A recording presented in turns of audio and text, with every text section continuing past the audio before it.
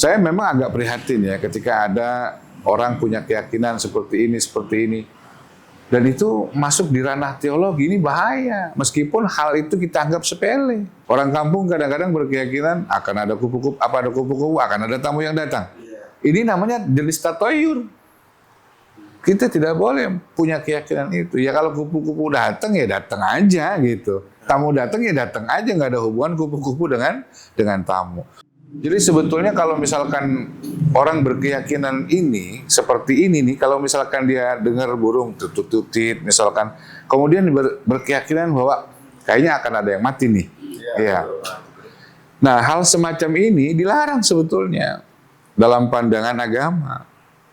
Bahkan kalau kita bicara dalam konteks 4 mazhab saja, itu 4 mazhab itu sepakat. Yang 3 sepakat seperti Imam Abu Hanifah, Imam Malik, Imam Ahmad bin Hambal. Jika mereka berkeyakinan seperti itu bahwa burung tutit-tutit itu dianggap membawa sial, maka itu dihukumi syirik. Dan yang paling ringan itu Imam Syafi'i malah menyatakan haram.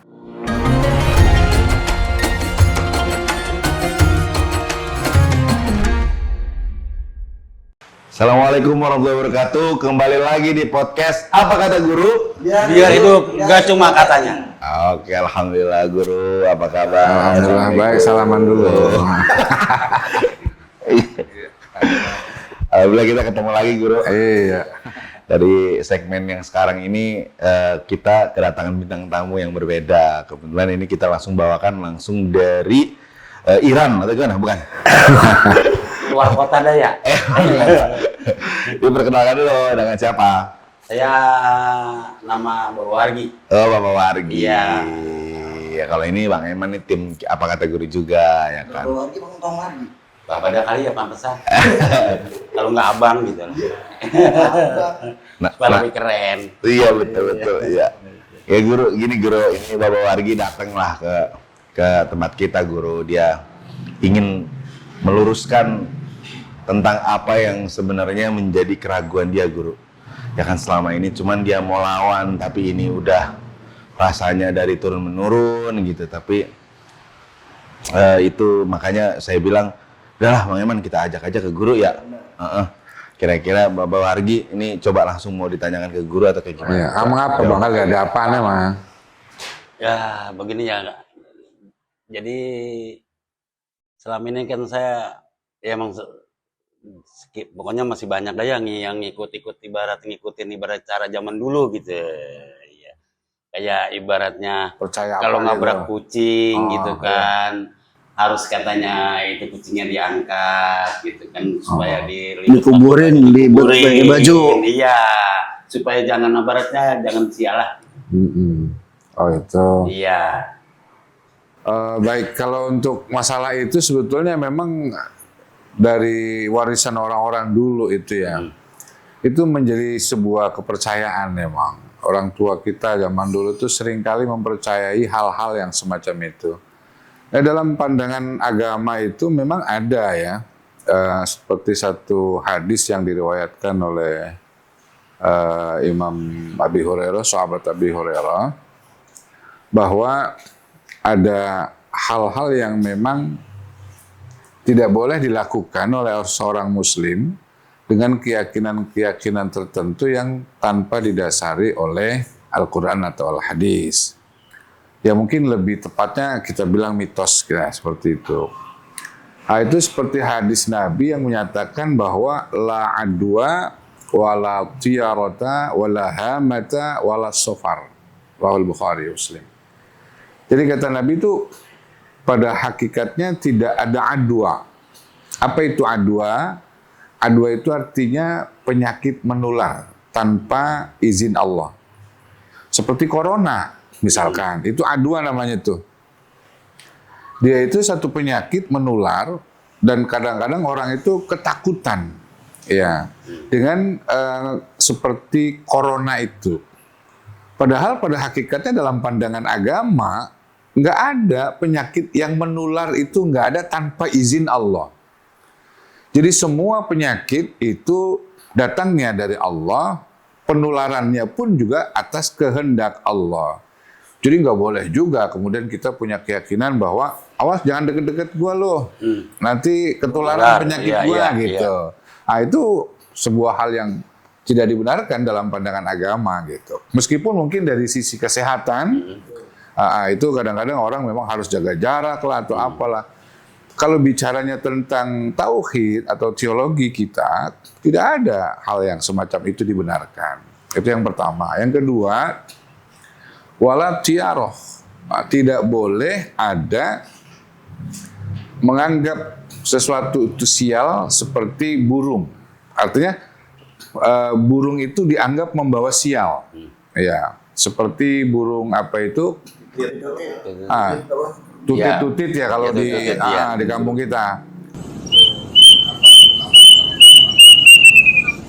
Jadi sebetulnya kalau misalkan orang berkeyakinan ini seperti ini nih, kalau misalkan dia dengar burung tutut-tutit misalkan, kemudian berkeyakinan bahwa kayaknya akan ada yang mati nih. Iya. Nah, hal semacam ini dilarang sebetulnya dalam pandangan agama. Bahkan kalau kita bicara dalam konteks 4 mazhab saja, itu 4 mazhab itu sepakat, yang 3 sepakat seperti Imam Abu Hanifah, Imam Malik, Imam Ahmad bin Hambal, jika mereka berkeyakinan seperti itu bahwa burung tutit-tutit itu dianggap membawa sial, maka itu dihukumi syirik. Dan yang paling ringan itu Imam Syafi'i malah menyatakan haram. Tidak boleh berarti kita punya keyakinan seperti itu. Termasuk tadi apa yang disampaikan, nabrak kucing.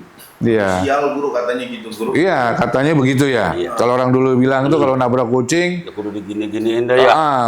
kucingnya harus dirawat. Kalau misalkan kucingnya itu keseleo harus diurut misalkan gitu. Bahkan ada guru kayak nyebrang guru.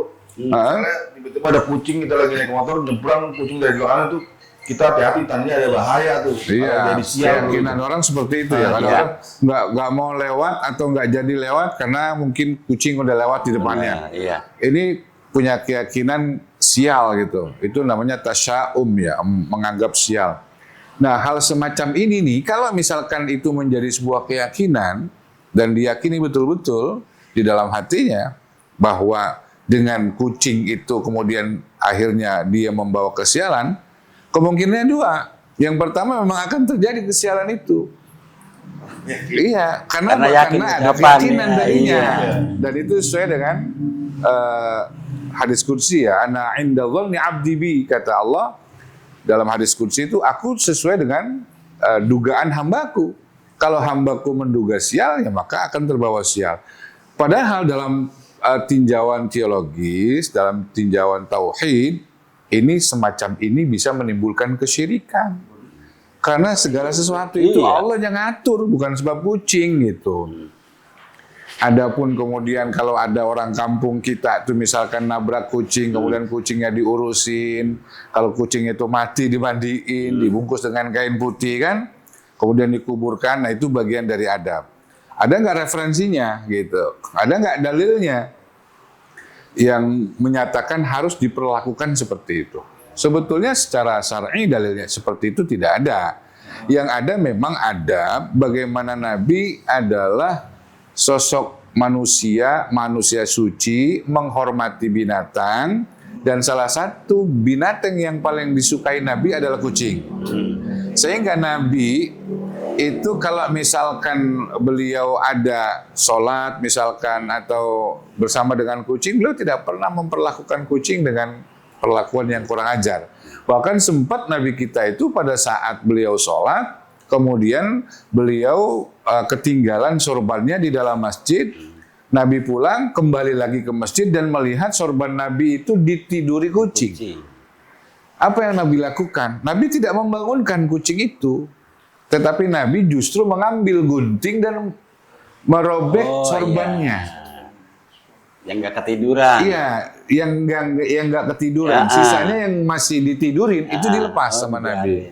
Karena begitu Nabi menghormati dan menyayangi binatang seperti kucing. Ya mungkin ya kalau saya melihat ketika hari ini banyak mungkin saudara-saudara kita kalau misalkan nabrak kucing kemudian dikubur dan kemudian dibungkus dengan kain kapan gitu, kain putih, maka itu bisa jadi menteladani akhlak Nabi, yakni menyayangi kucing. Dan beliau itu Nabi kita itu memberikan contoh dengan tadi itu, yang lagi tidur aja kucing nggak usah diganggu, nggak bisa, jangan diganggu. Orang dia juga lagi mungkin setelah dia tidur pikirannya enak tuh kucing, kan bisa begitu. Artinya bahwa begitu sayangnya Nabi dengan seekor binatang seperti kucing itu. Dan saya bersyukur tuh kalau ada keyakinan masyarakat kita menghormati binatang seperti menghormati kucing tadi. Tapi kan sayangnya kalau kita lihat binatang yang lain nggak ada yang digituin. Iya. Cuman kucing doang. Iya, cuma kucing doang, rata-rata kucing. Ya karena memang contohnya barangkali itu kucing. Padahal itulah bentuk kasih sayang Nabi terhadap hamba Allah yang lain seperti hamba Allah yang tidak memiliki akal pikiran seperti binatang. Nabi tetap menyayangi dan betul-betul mengurusi, walaupun sudah mati itu tetap diurusi oleh Nabi. Yang hidup aja nggak diganggu, apalagi yang mati gitu. Nah ini satu hal yang buat kita, kalau persoalan adabnya nggak masalah, tapi persoalan keyakinannya ini yang harus kita luruskan. Saya memang agak prihatin ya ketika ada orang punya keyakinan seperti ini. Dan itu masuk di ranah teologi, ini bahaya. Meskipun hal itu kita anggap sepele. Iya. Seperti misalkan di rumah ada kupu-kupu. Apa tuh keyakinan? Orang kampung kadang-kadang berkeyakinan akan ada kupu-kupu, akan ada tamu yang datang. Ini namanya jenis tatoyur. Kita tidak boleh punya keyakinan itu. Ya kalau kupu-kupu datang ya datang aja gitu. Tamu datang ya datang aja, nggak ada hubungan kupu-kupu dengan tamu. Kok zaman dulu sudah terjadi begitu? Itu berarti memang bisa jadi keyakinan orang dulu seperti itu sehingga menjadi terbukti nyata apa yang diyakininya gitu. Itu jadi yang kedua itu tatoyur. Yang ketiga itu hama. Hama itu artinya menduga ada kesialan ketika mendengar suara burung hantu. Burung hantu itu bahasa kampungnya burung apa, Bang? Celepuk ya. Celepuk. Burung hantu. Kedatangan burung hantu dianggap membawa sial atau ini akan ada indikasi ada malapetaka atau apa. Ini tatoyur namanya. Kalau bicara tentang akidah ini bisa menimbulkan kesyirikan loh. Ya, dan yang terakhir tuh kata Nabi walas sofar. Nggak ada kesialan di bulan Sofar. Bulan Sofar itu kalau bulan Jawanya apa tuh? Bulan Sofar itu berarti Muharram itu berarti kan bulan Syuro. Sapar itu. Sapar. Itu bulan Sapar, orang-orang kampung kita tuh kadang-kadang mau ngawinin nggak mau di bulan itu. Itu guru. Iya, khawatir katanya nanti akan ada musibah, ada kesialan, ada apa. Iya. Padahal Nabi kita sudah menyampaikan bahwa wala sofar. Nggak ada kesialan di bulan Sofar. Pada hakikatnya semua bulan itu sama. Ya. Kan kadang-kadang orang di kampung kita ngomongnya begini, Guru. Lu kemarin ngawinin dapat banyak apa kagak? Gitu. Iya. Lagi kriananya bulan itu ya. Nah itu jawabannya. Kenapa lu krianan Bukan bulan itu? besok. Bulan kemarin Tikar kuning. Iya itu jadi bulan Safar itu sebetulnya la sofar, kata Nabi, nggak ada kesialan di bulan Sofar. Semua bulan itu sama gitu. Jadi kalau dapat dikit mah bukan karena dia apes gitu, bukan karena apes, mungkin emang karena dia kayak kondangan kali orang, jadi kayak kondangan juga kali gitu ya. Catatan ada bukan nggak ada. Iya, kadang-kadang kan ya tergantung orangnya ya. Walaupun katakan orangnya kaya, kalau misalkan dia nggak pernah kondangan sama orang miskin, nanti orang miskin juga nggak ada yang mau kondangan gitu. Jadi intinya mah banyak tamu atau tidaknya, atau keberkahan atau tidaknya itu bukan karena bulannya, ya. Itu semuanya berpulang pada perilaku setiap orangnya. Jadi Sofar itu nggak ada masalah, bulan Safar itu. Nah, itu seperti itu. Jadi kayak ada suara toke atau ada semut merah, Guru datang ke rumah tiba-tiba banyak itu katanya ada datang penyakit, itu berarti nggak itu nggak benar itu ya? Nggak benar. Artinya memang mereka mau datang binatang ya silakan aja gitu. Jadi bahasanya adalah ketika banyak binatang datang ke rumah kita, ya jangan salahkan binatang datang ke rumah kita. Tapi salahkan diri kita kenapa binatang bisa datang. Artinya apa coba? Jangan salahkan lalat datang ke rumah kita, tapi salahkan diri kita kenapa lalat bisa datang dan masuk ke rumah kita. Itu artinya di rumah kita banyak kotorannya, sehingga menyebabkan banyak binatang yang datang menghampiri rumah kita. Gitu. Kalau kita jadikan perkataan ini sebagai filosofi dalam pergaulan, jangan salahkan orang lain benci dengan dirimu, tetapi salahkan dirimu kenapa orang lain membenci kamu. Nah, itu artinya sama seperti jangan salahkan binatang itu masuk ke rumah kita, tapi salahkan diri kita kenapa binatang bisa masuk. Berarti ada indikator yang kuat yang menyebabkan binatang itu bisa masuk ke dalam rumah kita. Apakah karena kotor, atau bau amis, atau apa. Nanti kayak kucing misalkan gitu, mungkin bau amis gitu. Jadi yang salah adalah bukan kucing. Saya mau nanya juga terkait tadi tuh. Kalau kita lewat tempat serem, itu boleh nggak sih kita numpang-numpang gitu? Kan pernah gitu kejadian saya itu lewat nih tempat serem, saya kagak numpang-numpang. Tahu-tahu ban motor saya kempes. Saya pikiran saya jadi macam-macam gitu, Guru. Iya, jadi kalau kita ini orang Islam, ya tentunya ada ajaran. Mau melewati tempat seram, ya harus baca doa. Jadi bukan bahasanya numpang-numpang, terus menumpang sama siapa gitu kan. Ntar kalau disautin malah dia lari. Nah iya. Disautin lari ya. Nah, itu bukan tradisi kita itu. Itu bukan ajaran agama kita. Karena Nabi udah berikan kepada kita doa ketika berada di tempat yang seram, misalkan supaya kita bisa terhindar dari kejahatan atau keburukan setan yang memang bersemayam di tempat itu. Karena memang kita tahu ya, setan itu dia demennya di tempat-tempat yang kotor, tempat-tempat yang sunyi, sepi itu setan. Dan dia memang hidup kan bersama dengan kita, berdampingan dengan kita gitu. Cuma dia makhluk gaib, kita makhluk kasar. Tapi gaibnya mereka itu, para setan itu bukan gaib mutlak. Ada gaib mutlak, ada gaib nisbi gitu namanya. Artinya sejatinya dia gaib, tidak bisa dilihat, tapi pada manusia yang memiliki tatanan tertentu, punya keahlian itu bisa melihat mereka gitu. Nah, ini ngelihat kagak apa kagak lewat di tempat serem terus ngomong numpang-numpang gitu. Nah, ini ya mubazir sebetulnya ngomong seperti itu. Nggak ada gunanya itu Bang ya. Nggak ada gunanya, jangan ya kita kerjain. Ada yang nggak mau itu Guru, nggak mau udah baca Bismillah juga, baca doa, tapi ada numpang-numpang juga biar lengkap. Itu kayak Iya. Ya akhirnya setengah-setengah. Iya. Ini Guru, ada satu pertanyaan juga dari aku tentang suatu kebiasaan di salah satu masyarakat adat dan budaya Guru. Mereka juga ada sebagian orang yang memang masih mengkeramatkan beberapa tempat Guru yang dianggap dulu memiliki petilasan atau pernah dijadikan tempat bertapa oleh salah satu orang yang dianggap berjasa kepada tempat itu, dan memang tokoh itu juga tokoh besar, tokoh baik, dan mereka penyebar Islam. Nah, ketika sikap kita mengkeramatkan tempat itu sebagai bentuk kita menghormati Guru, atau itu seperti apa Guru, pandangan syariat Guru? Ya, jadi kalau misalkan kita bicara tempat ya, di dunia ini memang ada tempat-tempat yang mustajabah.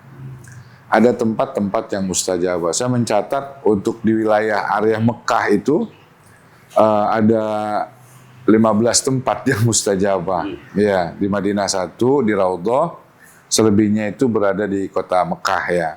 Adapun di negara kita, Indonesia, kalau bicara tempat, itu nggak ada tempat-tempat yang mustajabah.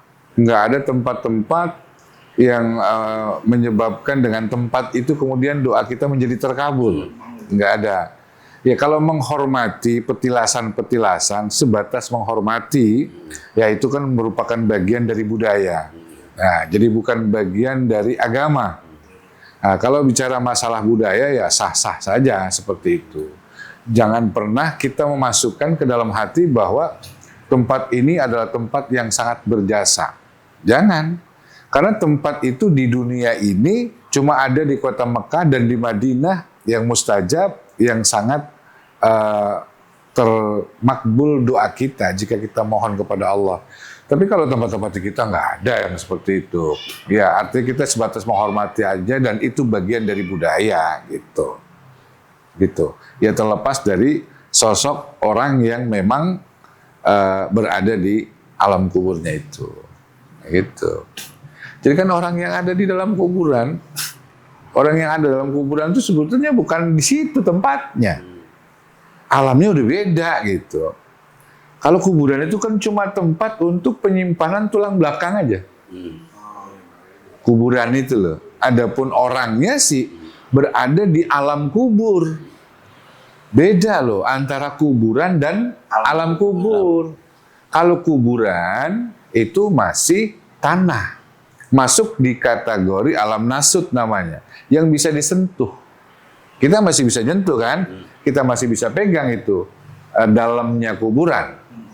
Tapi kalau misalkan orang yang ditanam di dalamnya, itu cuma karena manusia terbuat dari tanah, maka mereka kembali ke tanah. Minha khalaqnakum wa fiha nu'idukum wa minha nukhrijukum taratan ukhra.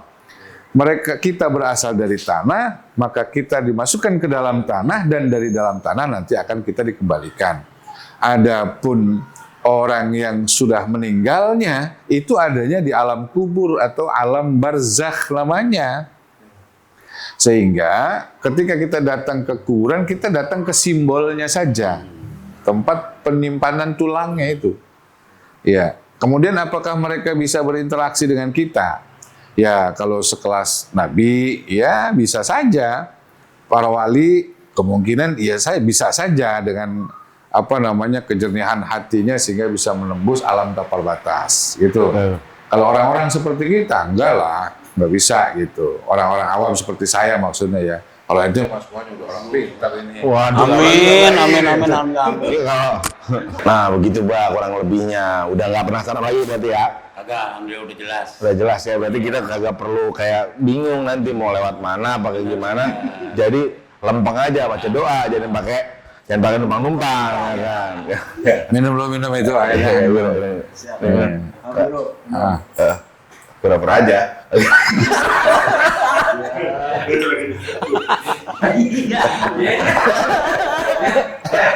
Kayak gitu ya. Ya. Iya. Nah ini Guru, kembali lagi kepada pertanyaan kita Guru, dan khususnya mudah-mudahan ini mewakili para teman-teman yang nonton podcast Apa Kata Guru. Nah untuk membuat kita terjaga dari hal-hal tahayul Guru, untuk lebih mempercayai takdir daripada hal-hal kesialan gitu yang diwariskan oleh turun-menurun itu Guru, itu kan sangat berat ya untuk sebagian orang ya Guru ya. Apalagi yang tinggal di salah satu daerah yang memang dari orang tuanya memang juga udah awas tuh, baik-baik jangan kayak gitu. Nah, itu gitu gimana Guru antara itu tuh Guru? Ya baik, jadi segala sesuatu itu bisa benar dengan ilmu. Hanya dengan ilmu segala sesuatu bisa benar. Termasuk dalam persoalan keyakinan atau kepercayaan pada hal-hal yang sifatnya tahayul. Artinya, saya ingin mengatakan, ayo dah kita belajar. Kita belajar, kita ngaji. Karena kalau misalkan kita belajar, maka otomatis segala sesuatu yang mungkin salah akan terluruskan dengan pengetahuan yang kita punya. Karena pada prinsipnya hanya dengan ilmu kerjaan bisa benar. Hanya dengan ilmu perbuatan bisa benar. Hanya dengan ilmu ibadah bisa benar. Hanya dengan ilmu masak juga bisa benar. Tapi kalau nggak ada ilmunya, masak aja nggak enak karena nggak ada ilmunya.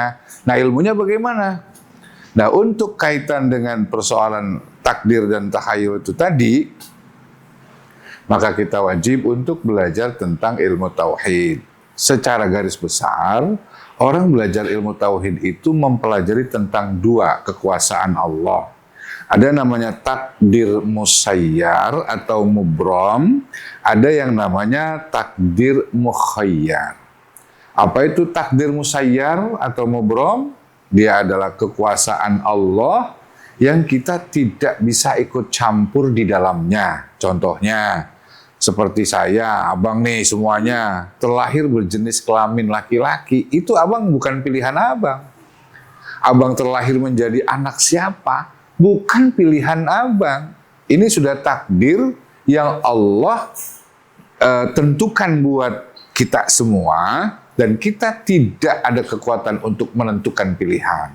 Namanya takdir mubrom atau takdir musayyar. Allah juga ciptakan, jadikan kita, Allah berikan juga kepada kita sebuah takdir yang lain. Namanya takdir mukhayyar. Takdir mukhayyar. Mukhayyar. Apa itu takdir mukhayyar? Takdir untuk menentukan pilihan. Pilihan menjadi orang baik, pilihan mau jadi orang jahat, pilihan mau hidup bahagia, pilihan mau hidup sengsara, itu ada kekuatan kita untuk menentukan pilihan itu. Nah, itu jadi ada dua tuh yang harus kita pelajari. Sehingga ketika bicara tadi tentang khurafat, tentang tahayul, kalau kita udah belajar tauhid, kita bisa memilah dan memilih. Ini hal yang Allah Subhanahu wa taala berikan kepada kita untuk menentukan kemampuan kita nih, untuk menentukan pilihan kita. Oh, berarti ini sangat tidak masuk akal. Kalau tidak masuk akal, berarti kita punya daya, kemampuan untuk menentukan mau ikut atau tidak. Oh, itu saya nggak percaya, saya nggak ikutin. Kenapa? Akal saya nggak terima. Berarti di situ kita punya kemampuan untuk menentukan pilihan. Maka kesimpulannya itu, kalau bicara tentang pertanyaan tadi, jawabannya adalah belajar ilmu. Ketika bicara tentang keyakinan, belajarlah tentang ilmu tauhid. Dan di ilmu tauhid nanti kita akan diperkenalkan dua takdir Tuhan, musayyar dan mukhayyar. Musayyar dan mukhayyar, nanti ada ditulis di sini. Guru, ada doanya nggak sih guru? Kira-kira kalau kita untuk terlindung dari, kan kata zaman Rasulullah juga dulu ada ya guru, sihir-sihir gitu ya guru ya. Ini ada pertanyaan lagi guru, karena banyak banget masyarakat, sebagian masyarakat mungkin yang tadi guru bilang atau kita sama-sama sadar karena kita kurang ilmu. Jadi ada beberapa orang yang memang hidupnya kadang-kadang apa baik merasa dibilang, waduh saya kena guna-guna nih, atau saya lagi musuhan sama orang ini, lagi kurang bagus hubungan, terus saya sakit. Padahal secara medis bisa dibuktikan medis, apalagi kalau misalnya medisnya ternyata dia berobat biasa, belum kedeteksi sampai dalam, dianggap udah ini nggak ada nggak medis, ini kerjain orang. Nah, akhirnya membuat dia makin sakit, makin parah dan meninggal guru. Itu gimana sih guru cara membuat masyarakat atau khususnya umat Islam nih supaya bisa sadar tentang takdir yang tadi guru bilang guru? Maksudnya sementara kan di negara kita ada mitos yang seperti itu ya guru ya, ada sebagian orang yang mempercayai tentang ilmu sihir yang memang bisa melukai dan bisa membuat orang itu binasa. Sebenarnya itu gimana guru? Pandangan guru. Jadi kembali lagi tadi kepada pemahaman bahwa ilmu itu menjadi sumber penyelesaian dari segala problem yang kita hadapi. Termasuk persoalan-persoalan itu tadi. Jadi segala sesuatunya itu harus kita dasarkan pada pengetahuan. Bahasa kampung kitanya itu ya memang harus rajin mencari ilmu, sehingga nanti untuk menjawab seluruh kebutuhan-kebutuhan kita, menjawab keluhan-keluhan kita, itu semuanya bisa terantisipasi dengan ilmu itu. Tadi seperti misalkan punya sakwa sangka, dugaan bahwa diguna-guna orang. Kita memang tidak tidak menafikan sihir itu ada. Karena Nabi juga pernah kena sihir. Itu yang melatar belakangi turunnya surah Al-Mu'awwizatain. Al-Mu'awwizatain itu artinya dua surah sebagai pelindung. Ya, karena Nabi kita waktu itu disihir dengan menggunakan buhul. Buhul. Ya, buhul itu kan artinya seperti boneka yang terbuat dari lilin, dibungkus dengan kain putih dan diikat dengan rambut. Nah, Nabi kita itu dulu disihir, ikatan dari buhul itu adalah rambut Nabi. Dimasukkan ke dalam sumur, dan boneka kecil itu ada 11 boneka kecil yang dimasukkan ke dalam sumur, dan serta-merta saat itu juga air sumur itu berubah menjadi hitam. Nah, Nabi beberapa saat tuh merasakan sakit yang berkepanjangan sampai akhirnya Allah turunkan surah Al-Mu'awwizatain.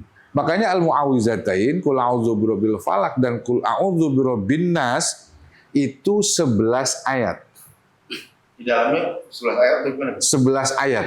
Qul a'udzu birabbin nas 1, malikin nas 2. Kita hitung sampai 11. Kenapa 11 ayat?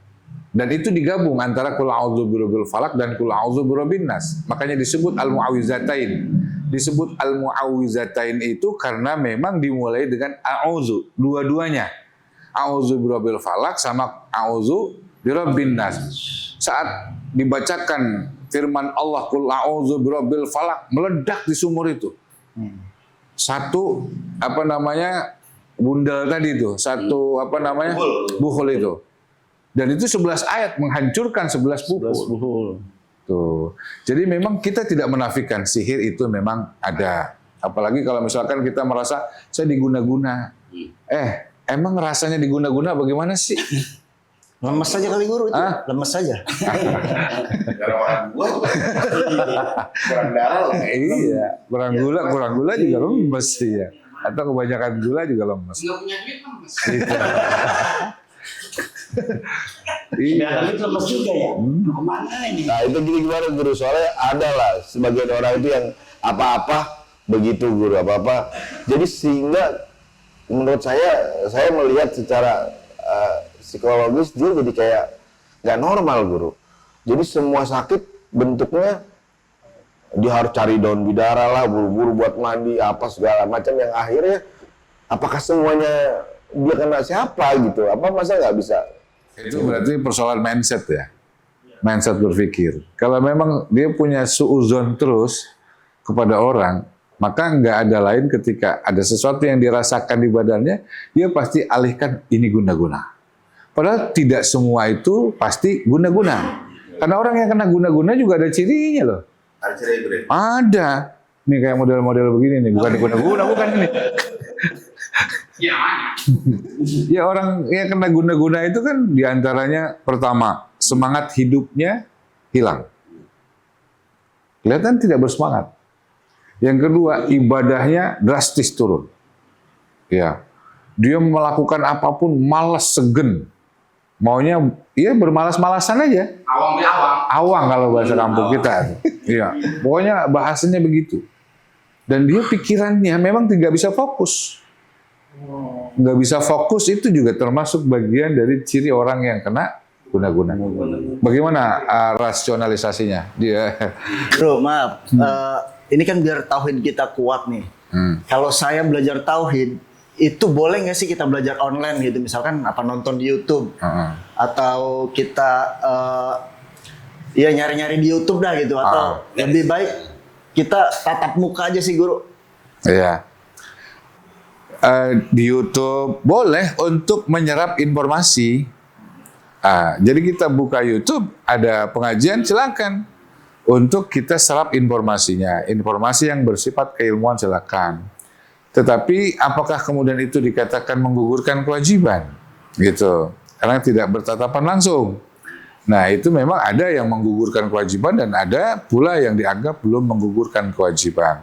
Kenapa? Karena pada saat kita mendapatkan informasi tentang satu keilmuan, ketika kita amalkan dan memang sang guru itu sudah menyampaikan bahwa aku pengajian ini niatnya untuk seluruh manusia, maka itu berarti kita sudah terijazahkan dengan apa yang dia sampaikan. Dan ini berarti boleh untuk kita mengamalkannya. Tapi jika memang itu ada hal-hal yang tidak buat kita nih nggak jelas, maka nggak boleh kita langsung mempraktekkan itu. Harus tanya lagi kepada guru. Seperti pada hari ini kita temanya adalah apa kata guru gitu misalnya. Jadi itu memang harus ada informasi seperti itu. Ya, jadi harus kita tanyakan. Kenapa? Man la syaikha fa syaikhuhu syaitan. Dalam ungkapan kajian tasawuf itu dikatakan orang yang nggak ada guru, maka gurunya adalah setan. Gitu. Terus kadang mau ngaji berat buat guru itu. Langkahnya berat. Awang. Nah ini guru, langsung aja nih pasti yang dipengen banget sama penonton nih, ya kan?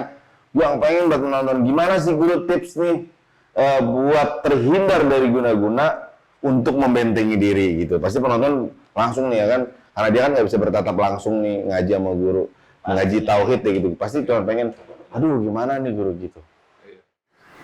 Jadi pertama untuk membentengi kita dari sihir-sihir ya, seperti guna-guna tadi, maka kita diajarkan oleh para ulama untuk banyak membaca doa. Di antaranya adalah Rabbi inni a'udzubika min hamazatis syaiton, a'udzubika Rabbi ayyahdurun gitu. Jadi nanti di situ ada yang kita baca itu. Mungkin salah nanti ya. Kalau salah nanti saya diluruskan ya. Kemudian juga ada amalan-amalan yang memang harus kita lazimkan. Iya, menjadi wiridan. Karena wirid itu pada hakikatnya artinya kan kucuran. Supaya dia terus mengucur pada diri kita. Wiridan-wiridan itu apa? Ya seperti kita banyak membaca, diantaranya misalkan ayat kursi misalkan. Nah, itu juga boleh. Bahkan saya termasuk orang yang mengamalkan ayat kursi setelah sholat 1 kali. Karena di samping kita bisa mendapatkan manfaat dari ayat kursi itu sendiri, dan ayat kursi itu ternyata yang menjadi di dalam sabda Nabi dikatakan barang siapa yang melazimkan membaca ayat kursi setelahnya sholat, maka tidak ada yang menghalangi masuk surga seseorang itu kecuali kematian. Maksudnya apa tuh? Tidak ada yang dapat menghalangi masuknya surga dia kecuali kematian. Kalau masuk surga mati dulu, Be. Oh, begitu ya? Iya. Oh, begitu. Makanya itu diantaranya juga harus kita baca itu. Belum lagi nanti amalan-amalan banyak lah. Nanti kalau misalkan teman-teman mau gitu, bisa nanti saya akan berikan di jasa amalan apa untuk kita terhindar dari sihir-sihir yang tidak ada. Ya saya pikir sihir itu memang berbahaya ya.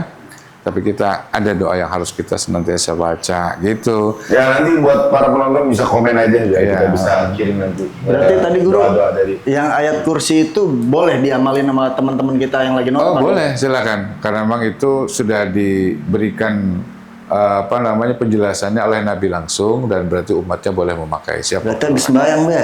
Iya. Sembahyang waktu tuh. Nyai lo cari sawah kita segimana? Tadi baru sembahyang ya? Jarang sih cuma Main 5 kali doang. Iya. Alhamdulillah. Iya. Maafin, Be, maafin. Nah, yang belum lebaran maafin, Mbak. Iya. Oke, ya jadi mungkin podcast kita ini kesimpulannya guru, kita ini yang nyimpul siapa? Emang nggak tahu. Iya, nggak apa-apa saya nanti. Yang kesimpulannya apa guru kira-kira buat episode ini guru yang tatoyur? Soalnya ada guru rasanya kurang pantas kita tentang episode ini. Iya, baik. Tatoyur itu artinya adalah merupakan salah satu perbuatan dalam dimensi tauhid. Ini bisa membuat seseorang masuk dalam kategori kekufuran dalam perspektif 3 imam, yakni Imam Ahmad bin Hanbal, Imam Malik, dan Imam Hanafi. Cuma Imam Syafi'i yang mengatakan hukumnya haram tatoyur itu.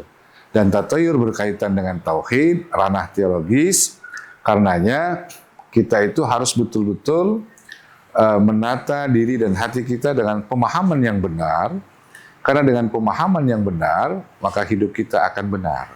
Tapi kalau misalkan pemahaman kita salah, maka hidup kita pun juga akan salah. Karena bermuara pada keyakinan tadi. Keyakinan yang salah pasti akan berimbas pada perilaku-perilaku yang salah. Tapi keyakinan yang benar akan melahirkan perilaku-perilaku yang benar.